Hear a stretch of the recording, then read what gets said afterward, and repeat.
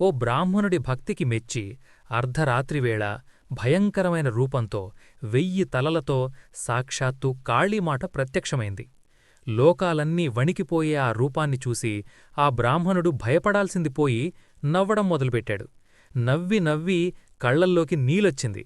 అది చూసి అమ్మవారికి విపరీతమైన కోపం వచ్చింది. నన్ను చూసి నవ్వుతావా? కారణం చెప్పకపోతే ఇప్పుడే నిన్ను భస్మం చేస్తాను అనంటుంది.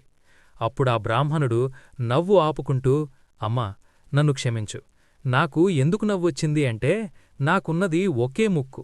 జలుబు చేస్తే ఆ ఒక్క ముక్కు తుడుచుకోడానికే నా 2 చేతులు సరిపోతలేవు. మరి నీకు 1000 ముక్కులున్నాయి కదా తల్లీ, నీకున్నవి 2 చేతులు. జలుబు చేస్తే ఆ 1000 ముక్కులు ఎలా తుడుచుకుంటావా అని ఆలోచిస్తే నాకు నవ్వు ఆగట్లేదు అన్నాడు.